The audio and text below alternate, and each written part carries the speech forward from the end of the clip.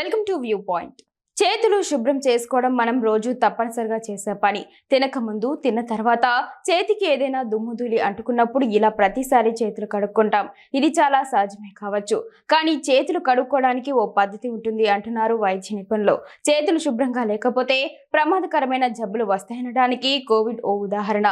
ఆ సమయంలో చేతుల శుభ్రతపైనే అంతా దృష్టి పెట్టాలని సూచించారు. పదే పదే ముక్కిని, మూతిని ముట్టుకోవద్దని సలహా ఇచ్చారు.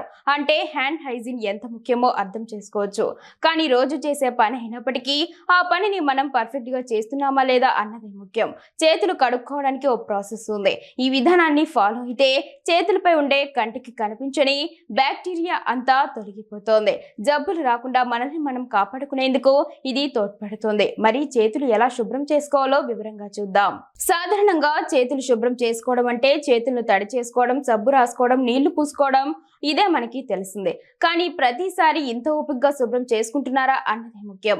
కొన్నిసార్లు సింపుల్ గా నీళ్లు పోసుకొని ఓసారి రబ్ చేసి వదిలేస్తారు. ఇది చాలా అనారోగ్యకరమైన అలవాటు. రోజుకి కనీసం 4-5 సార్లైనా సబ్బుతో శుభ్రం చేసుకోకపోతే దుమ్ము, ధూళి, బ్యాక్టీరియా చేతుల ద్వారా శరీరం లోపలికి వెళ్లే ప్రమాదం ఉంటుంది.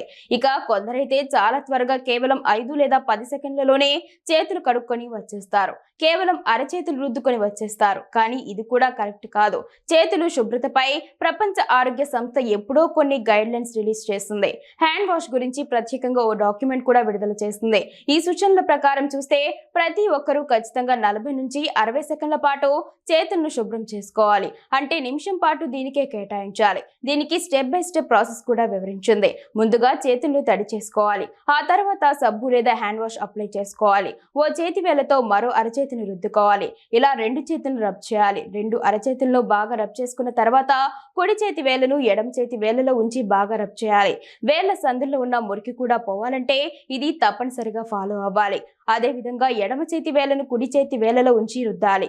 ఈ 2 స్టెప్స్ పూర్తయిన తర్వాత 2 అరచేతులు వేళ్లు కలిపి రుద్దాలి. తర్వాత ఎడమ చెయ్యి బొటన వేలిని కుడి చేయితో మూసివేసి రబ్ చేయాలి.